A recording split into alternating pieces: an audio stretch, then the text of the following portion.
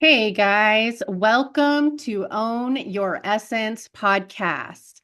We are your host Lee Walzak. and April DeMille. And this is so cool because this is a very cool new project that Lee and I have decided to co-create together. And so here we are as total fucking newbies, not knowing what we are doing, but we're just going to roll with it. So today we have a special guest speaker, and we will have guest speakers on a regular basis moving forward. But today we get to introduce one of our friends and somebody that's a part of our community. She's a really special lady. So Lee, if you want to go ahead and talk about her a little bit. Of course. Today it's our pleasure to introduce Beck Nelson, who is a licensed therapist, spiritual mentor, and best-selling slash award-winning author who helps individuals and couples break free from toxic cycles, overcome self-sabotage, and reclaim their personal power. She is the creator of Beckology and host of Intuition Unleashed, a revolution in personal liberation. Nice. She's a powerful lady. So let's give a nice welcome to our friend Beck Nelson. She will be right here. Okay, let's see. Let's get her on here. There she is. Hey, lady. Can you hear us? I can. Okay, sorry about all these flips and flops that we're going through. It's been fun, but we have just read your introduction. So I'm excited to get into this with you. I've had the chance of getting to sit down with you before, but Lee has not, and he's actually really excited to like get to know you some better. Oh, Yeah. we don't like, I'm sure we've crossed paths Yeah. virtually, but we have not had an opportunity. I gotta change this so I can see both of you. Hide self view.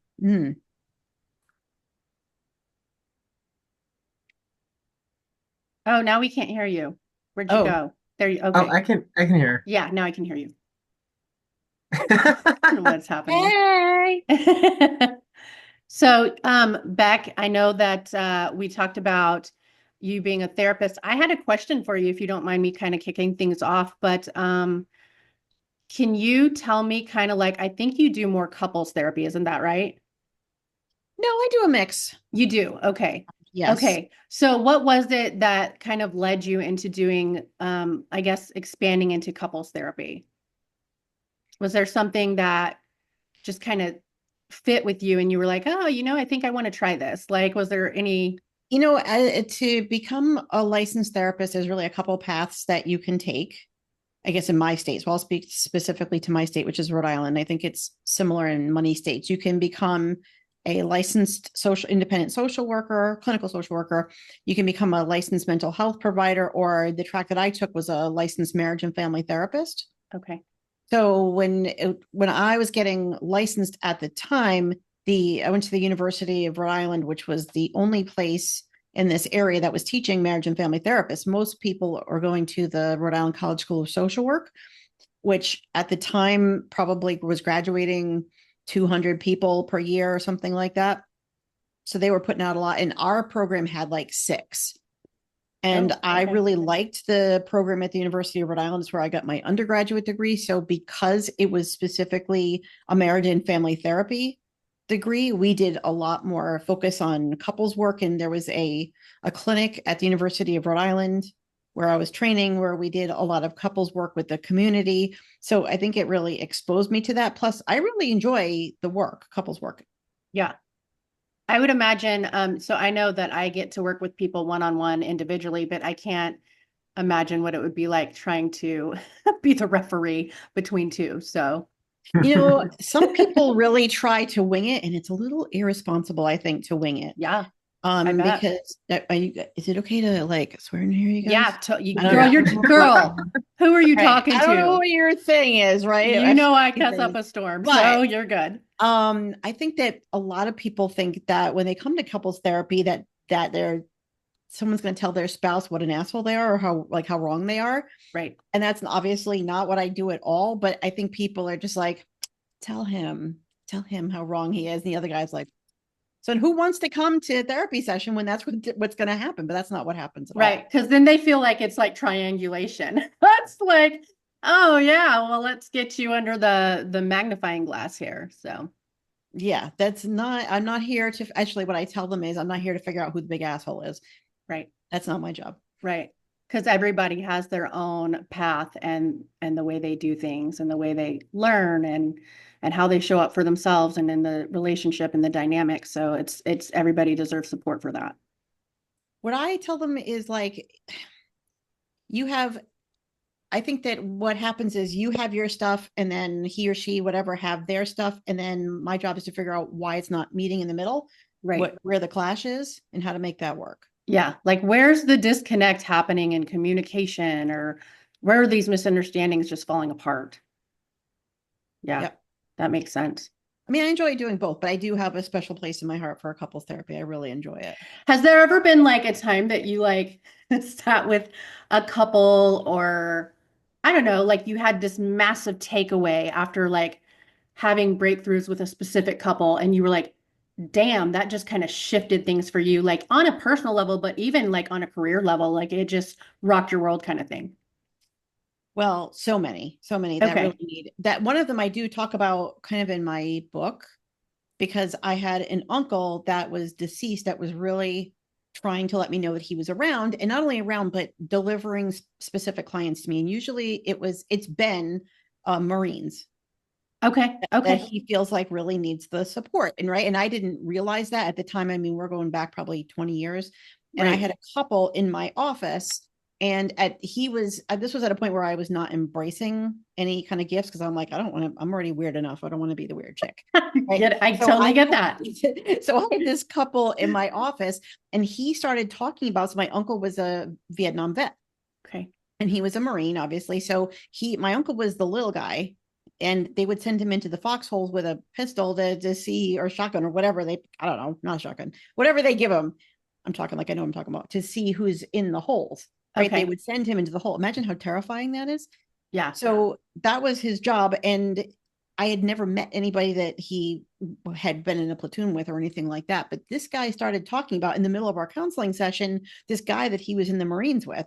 And I'm like, this is like our first session, and I'm taking some notes and I'm building like a genogram, like a little map of the family. And he starts really talking about essentially my uncle. And I'm like writing and all this. I just remember looking Wow. up like, when it dawned on me that that's what he was doing, that he was talking about my uncle in the middle of a session. And so I knew that at that moment I was like, okay, he is not going to leave me alone. And so this guy's like this time in the Marines, and this little guy, oh my God, he was hilarious. And he used to make us all die laughing, and he didn't know how to read. And so he'd bring in his mother's letters and blah, blah, blah. And I'm like, holy shit. And he said, oh, I can't remember his name, but I can't remember his last name, but we called him Danny. Now, that's my uncle. And I was like, I remember looking up, Oh like, my gosh. what's his last name? And I said his last name. And he goes, how did you know that? And I was like, that's my uncle. And he was like, holy Oh my shit. Like, God. yeah. And okay, now, That's insane. obviously, this guy is like 15 years older than me. Right. And Yeah. like we just kind of knew that, But oh, what are the fucking odds? yeah, Like, whoa. he sent him. And literally he has sent me on so many missions since then, but that is not really related to therapy per se, but it was the first time that, Well, it is and it isn't. I mean, it is, but I mean, he yeah, came to you by means of therapy. right. I Yeah. mean, so many other wow moments, but that was certainly a big one. But lots of other ones since then. I don't know if But that's that leads me to another really great question because I mean, a lot of times in the clinical world, um, where is, I know for you, because you're a magical lady, you have a blend of the clinical and the magical and the spiritual and all the things, but that's not always been the case. I think it is becoming more common and people are more awakening to it these days, but like that's not always the case. Sometimes you don't have a therapist that's quite so open in that way, or it's more clinical as opposed to the blend. Mhm. So yeah, it's a really good. Lee, do you have anything to ask about that? Yeah, I would be curious too, because it sounds like you've been in the mental health field for a while now. You were mentioning, 20 years ago, where obviously this stuff was much less talked about. But I would be curious now how you kind of uh, where you kind of find yourself in both worlds, because kind of like April was saying, there's obviously certain, I'm sure, guardrails and guidelines in place in the mental health field that you kind of have to follow. So I would imagine that you're not sitting down with clients necessarily. I don't know, you can tell me, but and saying like, "Oh, your deceased mother is behind you," So I'm Right. I'm wondering how you kind of navigate and almost balance being in both those worlds, and do they ever overlap in any kind of sense? Great question. So I started doing this work before I even got my master's degree. It was 1992. And I had my first job fresh out of college was in a methadone clinic. Can you Oh, imagine yeah. the learning Wow. that I had there? They'd be like, what do Yeah. you want? Um, yeah, it was like that. It was hard, like, do you have my dose on hold? Well, it was a tough, yeah. So I graduated from that. I was there for 6 years. I think that when I look back, it's the work that I have always done to be able to blend both of them. I just didn't know that that's what I was doing. Okay. Like I would know there were just things that I knew that we now know is one of the clairs that I have a clear knowing, like things just pop into my head.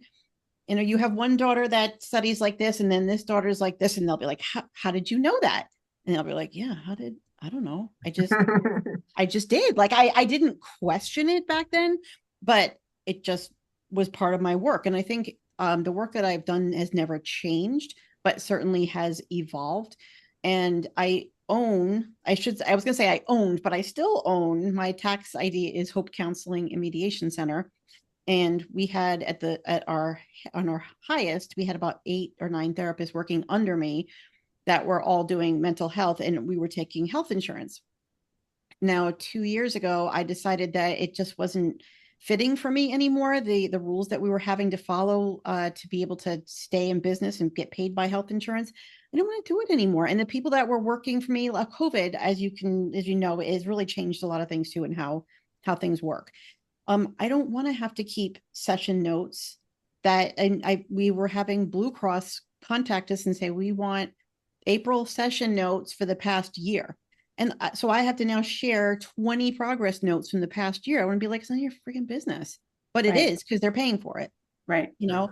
And so I have to keep these notes. I have to give a diagnosis in order for them to be considered medically necessary and for someone to pay for them. So I have to give people diagnosis, even if they really don't need one, which is a label. So a lot of it didn't fit for me anymore. So I just found that it's the work that I've always been doing, but now I know where some of these things are coming from. So now I can hone in on those skills a bit more. Sure. That's really cool that you bring that up because I have a fabulous therapist. Fucking love the guy to death. He's great. And he ran into a similar problem when it came to some of my paperwork for insurance purposes. He was like, April, I have to code it these certain things. And he goes, and it really sucks on my end because these don't apply to you. He goes, honest to God, I've spent time with you and they just don't apply to you. And I'm just like, that does suck because that goes on our record. Yep. It's on your permanent medical record. And that's what has to happen. And so I can understand how that would be like, at some point, maybe not fitting with your integrity of like, I don't feel good about this anymore and having to make that decision. So I had been feeling it for a while, probably more since COVID, probably the past 4 or 5 years. What happened during COVID is that for about a year, nobody had a copay. So I don't know who was paying that copay, what but what was happening is people were literally like, oh, fuck it, it's not costing me anything. Just put me in for next week. And I'm like, I was seeing like I had so many clients, like I had no lack of clients at all. And I was so busy, but people didn't have the investment in it because they weren't paying anything themselves. So Right. they didn't Okay. care. And Yeah. I'm like, what is happening here? Like people would just come in and just talk about, walking their dog that morning. And I'm like, it So it just, was more like just busy work for them, just to keep themselves busy. It wasn't like they were actually diving in to do the heavy lifting. They were, some people were, I know yeah, there's exceptions to that, for but, sure. but when people come in and they're happy to give me their $15 copay, Right. I haven't Yeah. taken since maybe 3 years ago, I personally have not taken on any new clients with insurance. I have the clients that I've been seeing for a long time that I still see right now. My eventual goal is to get rid of health insurance just altogether. Yeah. Yeah. A couple of, let me see, about a year and a half ago, they took away 20 payments for a guy from the year before that. So these are sessions from 2022. And it wasn't my client, it was somebody who was working for me.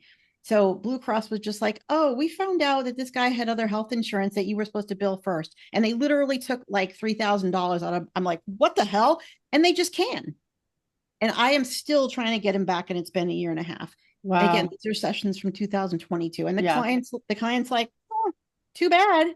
I mean, he literally told me to go fuck myself. When I tried to call him, he's like, well, that's your problem. And the insurance company could care less. So it really falls on the provider. And I'm just tired of being that fall guy. Like, it just is not in alignment with the work that I'm trying to do. Yeah. And you know what? I truly believe that, like, you can drop that weight and you're naturally going to attract the people that are right for you anyway. That's what I've been trying to do. For because real. people, I mean, I'm still getting phone calls literally every day from insurance companies, from clients being like, you know, do you taking new clients? No, Stop fucking calling me, assholes. And to try to get off of some, I've gotten off of some of the panels that I just like, Aetna, I won't deal with them anymore. But I still get calls. I'm like, well, you're on this list. I have told them, I have emailed them, I have, you know, gone to their house and been like, hello, can you say no? No matter what, I'm still on their panel. But it is very difficult to be, I'm trying to attract those people. Yeah. Yeah. Now. I love that. Oh, go ahead. No, yeah, go ahead. I was good. Oh, I was going to say, I think it's interesting too, because I know other friends of mine who are in the mental health field who have said the exact same things that you're saying. And I think it's an interesting thing when we find ourselves as someone who really, you know, maybe their soul kind of came here to express in servitude, you know, and to help and to heal. So we're trying to accomplish that on some level and kind of follow that mission and follow what feels good to us. And then we're having to deal with these other things like insurance companies that are treating things like a more transactional sort of dynamic, you know. So it's, I can imagine, I mean, I'm not in the mental health field, but I can imagine it's really a tough balancing act. Yeah, it probably like sucks the fucking joy right out of you. what the part that, how do I explain it to people, is that, like, imagine having a job, and there were probably 10 years in a row where like Blue Cross didn't give us a raise at all, right? Oh, wow. And so they get to decide what I make, first of all, yeah. right? Yeah. Okay. And then I make exactly what somebody who just got licensed last week, making the same exact pay. Okay. Even though I've been doing it for, you know, do the math, 25 years. Right. So it, you know, there's, what's the incentive besides just my, you know, internally to do better? Because I could suck and it wouldn't matter. I'd get the same pay. Yeah. Oh, yeah. That's rough. So, you know, if you go to a job, you're going to get, every year, you're going to get a raise. Now, I think like Blue Cross gave us like I keep using Blue Cross. It's the biggest payer here, but like $1.34 more an hour or something last year. Wow. That's fucking groundbreaking. It's not their raises. There are probably a good 10 years where we didn't get a raise at all. And then they've been giving us slow, like not even standard of living raises.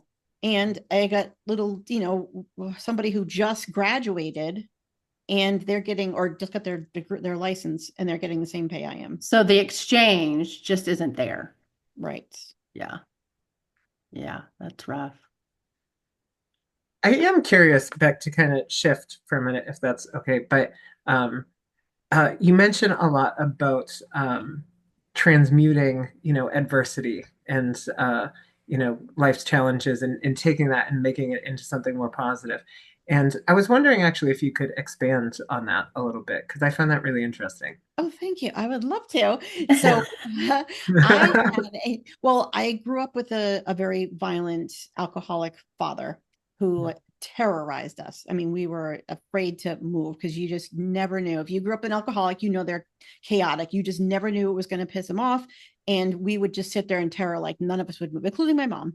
You know, we would just, and when they get divorced, we were still dealing, my brother and I still had to deal with them. And I'm like, great, Mom, thanks. Like, we have to deal with them.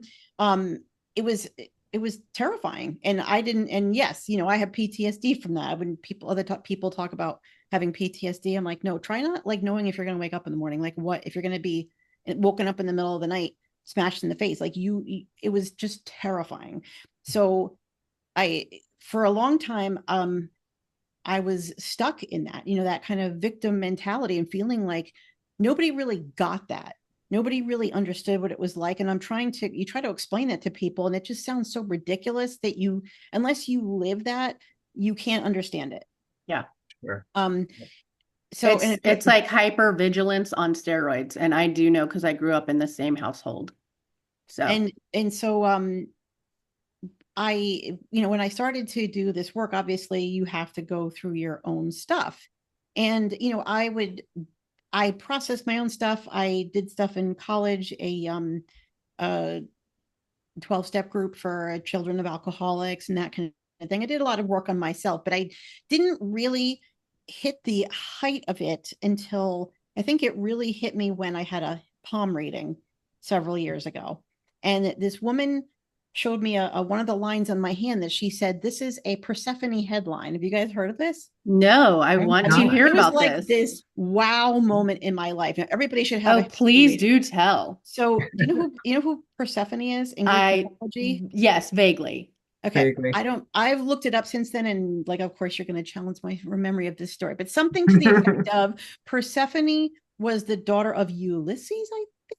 That sounds right. And she was taken into the underworld by Hades and kidnapped essentially and kept in the underworld. So she could not get out in Greek mythology. So apparently what she did was because she couldn't get out, she sort of found a way to make the best of it and still found a way to have a happy life despite all of that. And then she says, "You have a Persephone headline," which means that, well, I get chills when I talk this story, which means that you are basically pulled into the depths of hell.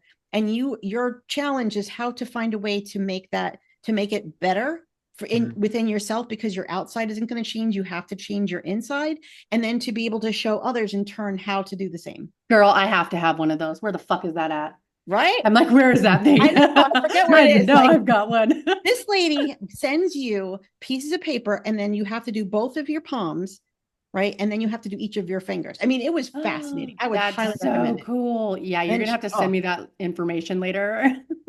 I'm going to have her on my podcast to talk about it, because it was like mind blowing. I just loved it. And it just made so much sense to me. And I'm like, okay, so this is the why. Okay. Yeah. So this is sort of the key to life. What I figured out, if you're able to figure out why something happens and how it plays into where you can go with it, then that's where the key to life is. That's how you unlock your happiness. Yeah. Yeah. You have to decide to be happy instead of every day. And what I also learned is, this is, through a number of experiences, not just from the hand reading, that if you keep asking the universe, why did this happen to me? Then the universe will keep giving you evidence of why it happened to you. Right. Because they can only give you what you ask for. And I didn't want to keep having that. I already knew why, right? It just is. So I didn't want to keep bringing that to me. I didn't want to keep giving that answer. I wanted to figure out how to be Persephone. So then the question changed from, why am I doing this, into how can I evolve while doing this kind of thing? Instead of, why does this keep happening to me? Because of course you continue to bring those experiences to you. And I'm like, well, don't I deserve better? Like, why don't I deserve more? Yeah. And so the universe just shows you it's because you're attracting people that need to be healed, and people that want to take advantage of you, and people that are chaotic. And I didn't want that anymore. So I had to really learn how to ask a different question. Like, what do I need to know so that I can move on and have a happier life? And then to be able to translate that for other people. Yeah. And then like, what did you have to understand within yourself in order to break those barriers too? Yeah. What did I have to heal myself? Yeah. I'm kind of curious as a follow-up question as well. So you talked about, growing up in a household that was obviously very chaotic, and obviously, that imprints on your nervous system, to some degree. So, and I find this kind of pattern, myself included, with people who maybe experience traumatic events, especially very early on, and develop this kind of hypervigilance, and then also who are very hypersensitive to begin with. I find this, so I'm curious to see if you've had this experience or you see this, but I see this kind of pattern of it those two things kind of compounding each other, where we then kind of grow into adults that are super empathic and have this ability to walk into a room, but then our trauma, or walk into a room and feel the energy, but then our trauma side in our nervous system is like, you need to know exactly how every single person in this room is feeling because I need to know who is unsafe. Right. So I'm curious if you kind of even experienced that for yourself, or if you've seen that, in people that you've helped or work with. And I would also be curious what you might do or tell somebody who is kind of stuck in that, not just in the mental part of it, but the nervous system. I'm going to say unregulation. I'm trying to stay away from the word dysregulation because that to me feels like there's like a permanent problem. So nervous system unregulation. Does that make sense? Absolutely. And it got to, so without telling you how old I am, it takes you 50 years to get to this point in your life. You're not going to undo it. However, Right. go back to that word opportunity. Thanks for asking that question. Because I think, all the above. Yes, I bump into clients that have the same issue. And then of course I experience that myself. But every time I experience that, obviously those are triggers. And Right. triggers are an opportunity to figure out where, what needs to be healed. So any trigger that I have like that, is an opportunity for me to understand what is still needs to be healed. Yeah. Like what part of you is actually screaming at you right now? Yeah. And so it's your body's way of letting you know that this needs some more work. It's completely, first of all, I normalize it. Yeah. Mhm. And say, okay, how do you take this opportunity and when you react, you're reacting to that trigger in a way that your body is holding on to that memory of, this is how I responded to it when I was 5, 10. Yeah. I didn't feel safe. So you have to, first of all, catch yourself, allow yourself to process, to push allow those emotions to go through you. So I give myself a minute to feel that. First of all, I hate it when I hear therapists say, well, you just have to find a way to distract yourself. No, you need to figure out a way to feel that so that you can heal it. We always say that. I have to let it, sometimes I picture it as like a darkness, or like, see, I'm holding on to this amethyst. Like I just kind of find a way to like breathe and let it pass. Move through you. Yeah. Right. So I tell it hello, thank it for what it's doing for me, the opportunity to allow me to have this experience. And then I also say, I am safe now. I'm not 10 years old. Yeah. I'm not gonna, I'm gonna sleep tonight, and I'm not gonna be woken up by a crazy alcoholic person. I'm safe. So how do I want to respond to this in a way that I can respond to the place that I've come to today in my life? Yeah. Yeah. And so these are kind of like a couple of steps, right? I observe it. Okay. I process it. I thank it for the opportunity instead of being like, oh my gosh.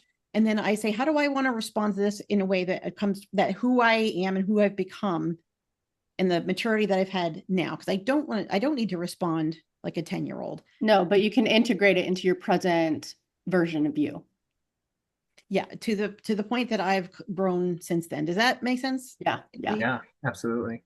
Yeah, I love that. Yeah. And I think even if I'm looking at the energetic piece of it, which I often do, but I think as the adult, if we're holding space in that moment, when a trigger comes up, it's like we're holding space for that child version of ourselves, so it's almost like being the adult in some sense that maybe we were hoping would come along at that time. And I think that's a really beautiful thing and an amazing way we can transmute some of that energy. We get to be the parent that we needed to save us in those moments, Right. in that moment that those triggers come up. And I'm a big advocate on, we're not supposed to bypass those triggers and those emotions. That's horseshit.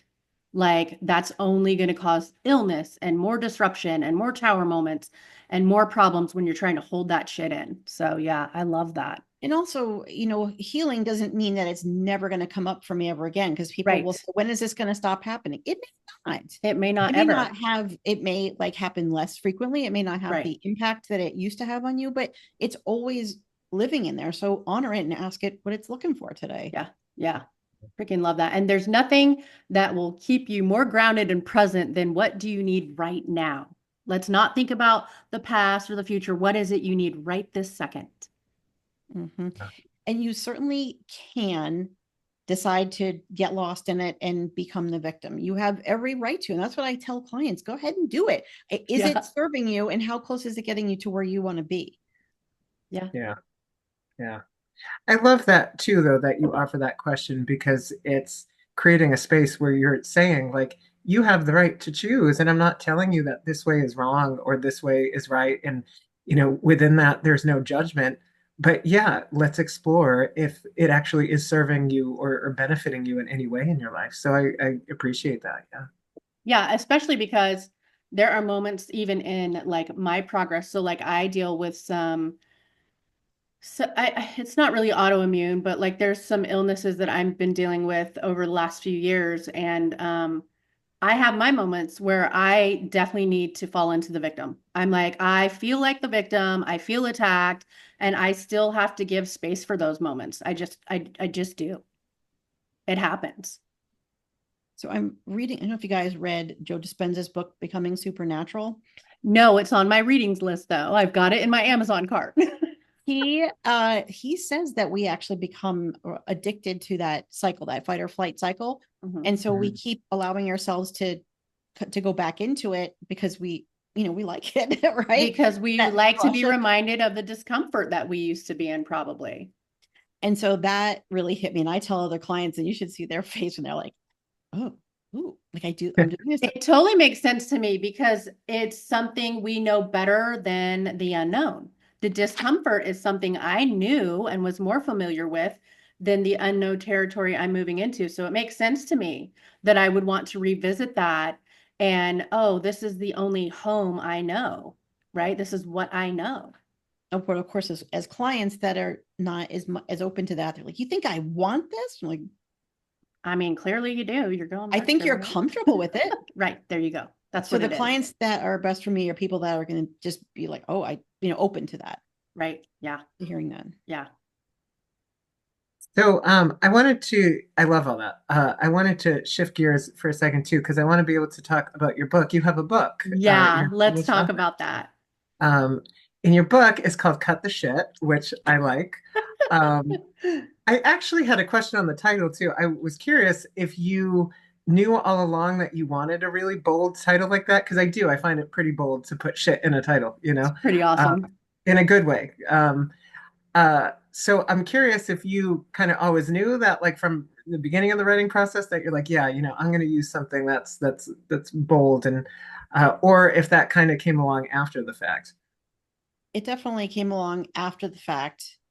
The book coach that I was working with kind of advised against it, although she Mm. liked it. It kind of closes a couple doors because there's local bookstores who don't want to put it on their shelf because of that. I've definitely bumped into that, and that's a risk. And even the book coach was like, "You may want to buy those stickers. Just get a little sticker over the eye." And I was like, and when I saw mock-ups of the cover with the little asterisks instead of the eye, and I'm like, it just didn't have the same energy to me. It felt No. muted. Yeah, it feels like they're watering down the version of you that really needed to come through. And Mhm. that So I seems so not figured fair. exactly, yeah. It just I that just is kind of my. I'm a very assertive person. It just felt like a very assertive title. Hmm. Maybe a bit aggressive. And I wanted it to slap somebody in the face. I wanted them to either That's be the whole like, point. this is offensive. Okay, then that's not your book. Or like, oh, I got to read it because of that title, which I've gotten too. Yeah. Yeah. Yeah. Yeah, well, I So, do think it draws people in for sure. You see cut the shit and you're gonna pause and like you said, either have a reaction where, maybe you're feeling a little triggered and you're like, oh, I don't like that word.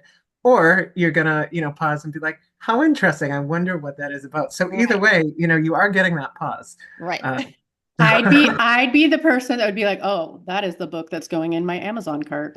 yeah, yeah. I need that book. Please. Yes, I hope people hear that and get it. Yeah, for sure. I'm curious too if you can tell us a little more about the book and like Yeah, the contents. totally. We got to hear that. Oh, I was working with a coach at the time, Michelle Barr, who was one of my first coaches, and she kind of started opening up a lot of doors for me, helping me to learn a lot of the things that I've described to you today. Um, and to understand my uncle who is poking through and that he didn't need to take over my life, etc., which he sometimes does. What I found is that I was able to listen to my inner voice a little bit more, or those voices in my head that would say, oh, maybe you should do this, or have you checked that, or, that our intuition essentially. And I wasn't acknowledging it as that before. And again, I just thought it was me. That's what you always think right in the beginning. So what I knew I wanted to write a book, and I do have a second or third one up there. And I'd always say to my clients, oh, the book that I'm writing in my head, ha, ha, ha. What I noticed is when I was working with my clients is that there were certain patterns that I was starting to put in categories that have now become the rules of my book. So I was working with this mentor, and I'm like, I'm trying to figure out what's the book, what's it going to be about. And one day I was sitting with one of my clients and they left, and I'm like, oh, that's the such and such. And I heard in my head, when are you going to start writing these down? And I just got chill when I said that. And I knew I knew enough about intuition and spirit at that point to say, okay, I really need to write this down. Yeah. So I sat down and started writing them out, all these things. And they ended up being, at first it was like 12. And then I added 2 more as I went along. And every time I would have another client, I'm like, yep, these are falling into certain categories. So I felt like that book was there all along. It was just, I just needed to write it down, and I wasn't writing it down. You just needed to have the organization and the framework in place to bring it to life. That is something that I need to go back and remember, because there's other things that float around in my head, and I really just need to write them down. Yeah. To begin to organize it. Yeah. What I knew from graduate school that I write about in the book is that this stuck with me, right? The clients that come to you most of the time come to you because their intended solutions actually made their problems worse. That really stuck with me. So that was sort of that's the basis of the work that I do. Like, what are you doing that you think is solving your problem, even if it's, unhealthy? And how is it actually making your problem worse? And let's unravel that. So the biggest thing is blaming other people for your problems, or trying to make other people change to make you happy. And that's the basis of all of those rules. Okay. Yeah. Amazing. Yeah. I like that. Did you find that because I've never written a book, but I know people who are authors, and this seems to come up sometimes. Did you find that you had to kind of meet certain parts of yourself that actually came up during the writing process? Sometimes like shadow pieces or different patterns that we have, that organically come up when we do a creative process like that. Do you know how many of those were me? Oh, yeah. Because I have to, and even now, in sitting with my husband, sometimes I'll be like, that's, rule number 4. But I have to keep the inventory of my own actions too, and be like, nope, you're doing this one right now. And if you were going to give, so I'm also an author, I'm not published yet, but I'm writing books. If you were going to give me some advice, or any other author, what would it be if they were wanting to write a book? I think the thing that I remember the most is I didn't want my book to be a memoir. Someone said to me early in the process, don't make your first book a memoir, because no one gives a shit about your story. I was like, wow, that's pretty harsh, right? But I guess, why would you want to read a story about somebody else, is kind of what they were saying, unless that's somebody that you've already had some experiences with. Right. So don't make your first book a memoir. Okay. That was the advice that I was given to me. And I really didn't want to tell my story. I didn't want it to feel like I was like, poor me, I had this horrible experience. I didn't want it to be like that. And the book coach that I was working with, who is from Transcendent Publishing, I would highly recommend. Oh, Shanda, thank you. Yeah. And she had said to me, I gotta refocus my thoughts. So you have to tell some of your story in the beginning, because you want people to know that you know what you're talking about and to relate to you.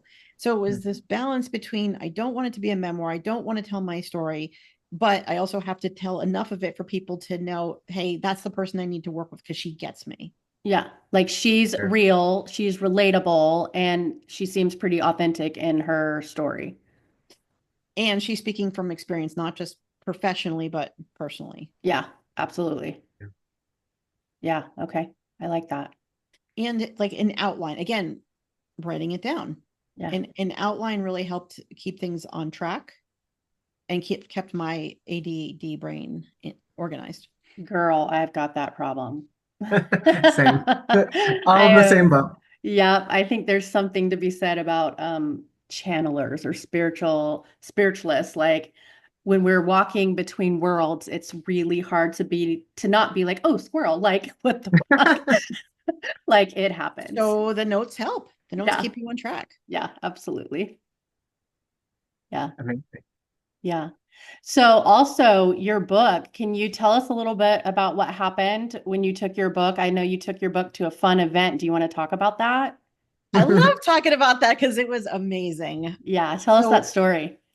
Matt Rife just bought a house in my state in Rhode Island, and nobody lives in my state. Oh, actually, Taylor Swift does have a house here, but she doesn't live here. It's one of her summer homes in Westerly. Okay. So Matt Rife actually purchased a home, and my understanding is that he lives here full time now because he likes the Boston comedy scene. So we're about 50 miles from Boston. He likes the local scene in Rhode Island, and I think the land was a better deal for him here. Okay. So he has this like 10-acre horse farm here, or whatever. So he has started doing a lot of local shows at a very small venue, like 250 seats, called the Comedy Connection, which is in East Providence. And I didn't know this at the time. This was last April, so it's almost been a year. So you get a notification when you're on the Comedy Connections text list, and they come up and they're like, pre-sale for just the people on our texting list for these. He was doing 4 shows. And like I said, there's only 250 seats there. So he was doing 4 shows, and he called it crowd work. Okay. And so it was just going to be him coming in. And he said this when he first came on, like, I don't have a set. I just want to ask some questions. And, he said, if this sucks, it's your fault, is what he told him. That's because the audience is lame. Right. So he did 4 shows, and I don't even know how I got to see. They were like $50 or something ridiculously cheap. And just the week before, he had been at Mohegan Sun, which is nearby, at over like $200 a ticket or something ridiculous. So I was lucky enough to snag a couple tickets because all 4 shows sold out in a New York minute. And when people go to the Comedy Connection, which is one of our favorites, sometimes they will do like a meet and greet afterwards. So I'm like, imagine this. I'm going to take my book and see if he'll do a thing with me, and I'll be like, but I was like, nah, I'm gonna wing it. So I Yeah. brought the book, and the woman next to me was like, oh, what's that? And I, of course, told her the whole story. So when he comes on, the first thing they tell us is that we have to put our phones away and we can't do any video. And I'm like, all right, that's not gonna work. So the first thing he asks is, he tells us that he's doing crowd work, and he says, my question is, does anybody here have a dream that they want to share?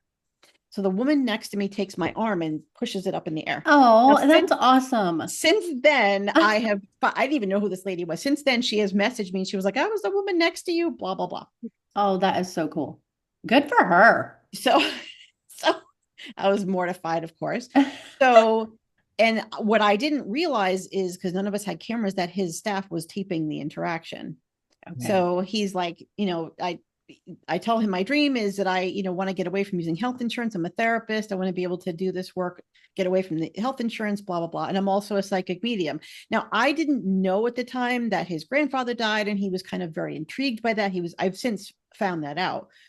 But he's like, oh, you have a book for me? Like, can I see it? And it literally, if you see it now, I know that it was now taped. I didn't know that. So I bring up my book, and of course now I have a screenshot, but anyway, I'll get to that.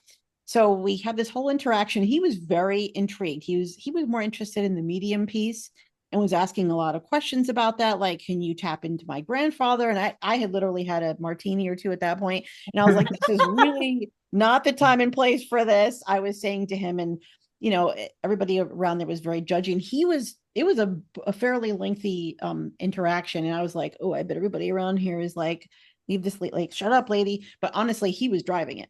It went on for a while. So he moved on to somebody else, and I'm like, okay, he's got my book. I don't know where that's going to go. And then at the end, he took off. So there was no meet and greet. I was like, oh. Thankfully, I had inscribed the book in the inside for him, and I put my card in there. And this was last April, so that was the last I heard of it. And I was like, well, that was really fun. So he held it up in front of 250 people that were there that night, That's that so were cool. not there to hear about that. Um, so this was April. In August, one of my clients messaged me and said, is it now going to cost me more money to see you? And I was like, what are you talking about? And she's like, and she sends me the TikTok link, and I was not on TikTok at the time, but of course I had to sign up for it. And it was the entire interaction that we had that I didn't realize was taped. And at that point, there was like 1,700 views at that moment, but it went like it blew up. So it was 8 minutes long. I was amazed, like, holy shit. So, and my book started really selling that month. I mean, they've Oh, sold I bet. since, but I was like, wow. And I did have people message me that I've never met before. Some people asked for reading, did sign up for some readings. It did blow up. So I was like, Okay. wow, this is like, when you want something, put it out into the universe and just like let spirit take over, because you do not know where it's going to go. Yeah, like What I make got was way more than what I had asked for. yeah, like let the magic happen. And also we can show that clip. Do you want to Oh yeah, it's eight. Some people were like, I can't just believe I just watched an 8 minute Oh, TikTok. we're gonna watch an 8 minute talk TikTok. I do. Also, one question I have before we get into that TikTok though is for any of our listeners, do you do remote view, like remote sessions if somebody's like, hey, she's the chick for me, I want to go to this therapist? I absolutely do. Cool. Yes. Cool. That's what I wanted to What hear. is horrible is you cannot read all the other comments, because people are really cruel. Like, oh, like if you're a therapist that does mediumship reading, get another therapist. Oh, I had to like stop reading them. So I'm like, I didn't ask to read this guy, you guys. Never read the comments. Yeah, Oh, never, Yeah, fuck the never. trolls. Can you guys see this? I can see it. Okay, yep. cool. This is the link that you had, Beck. I'm just gonna throw into this.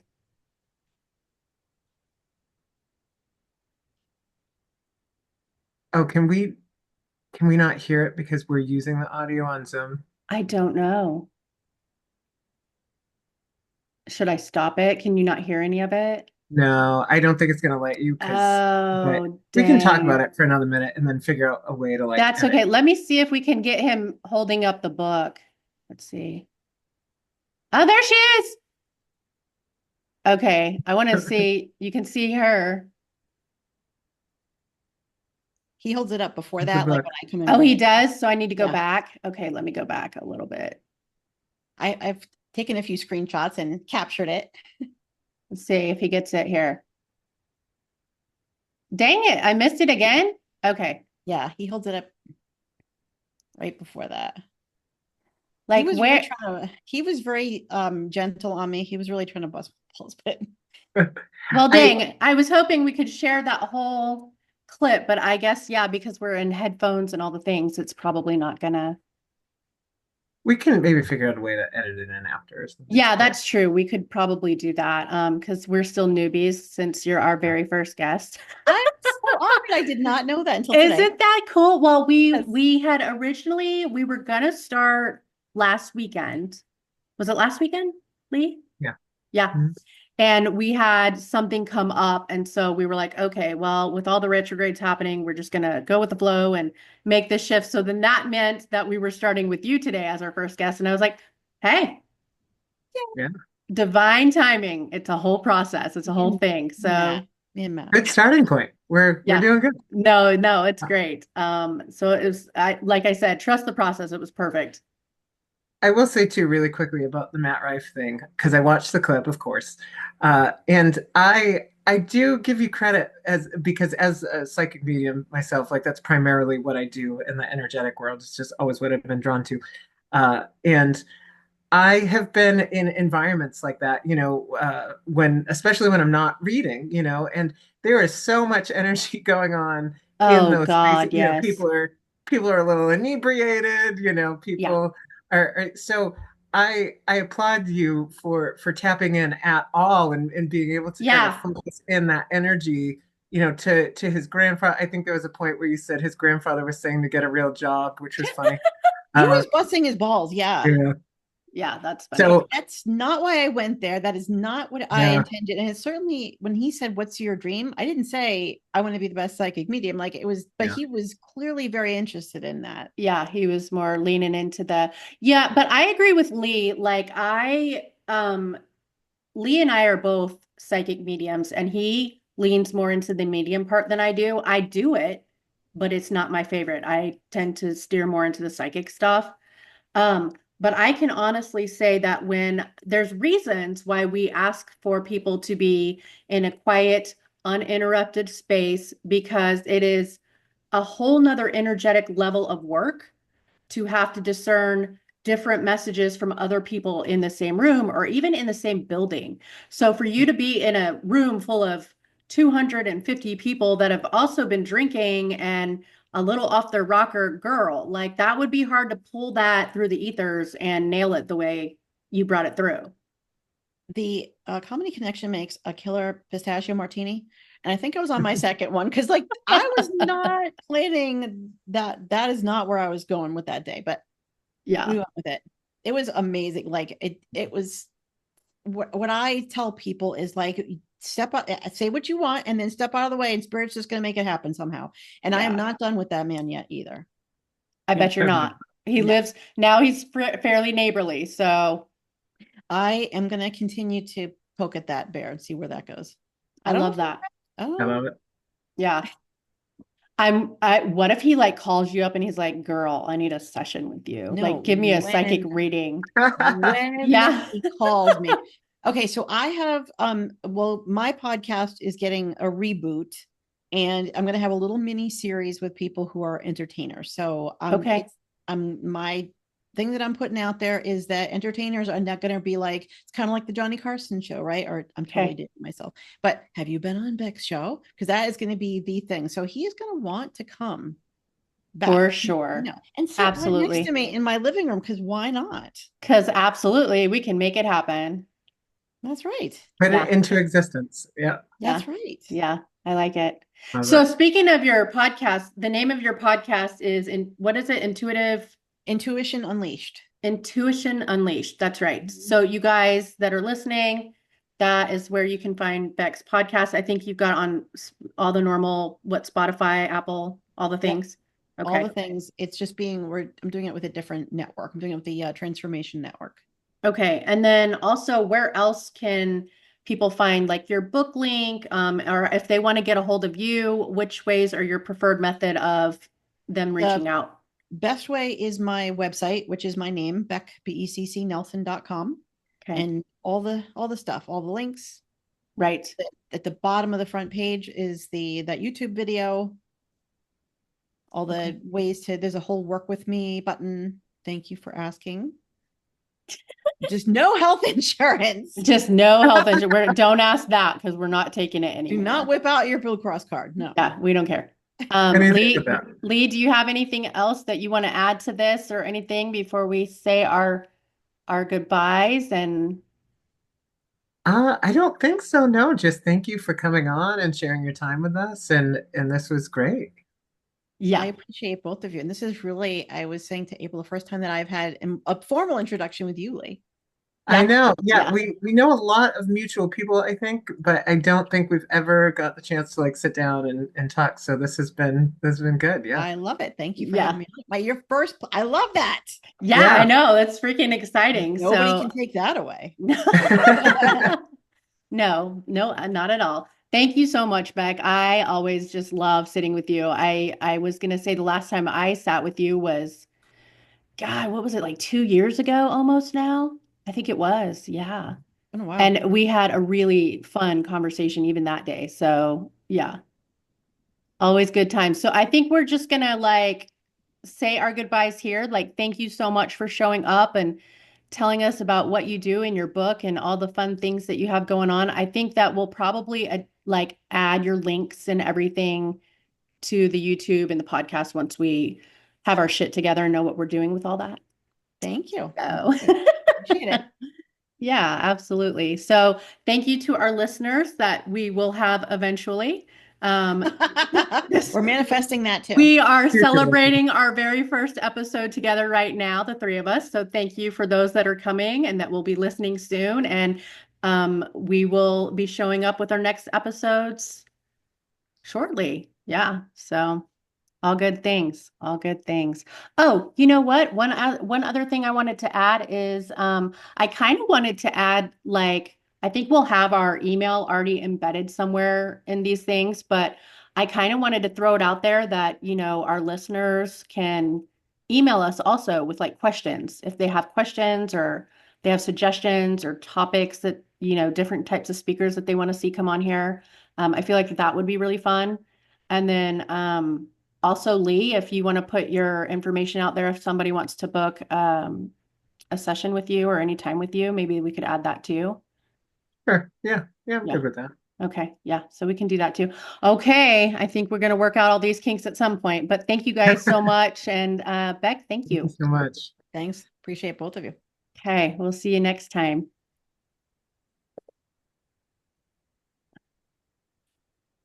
How do I stop this? Where's my record button? I'm going to have to edit all this out. Sorry. Oh, there it is. Is it? Oh, okay. Okay. I'm probably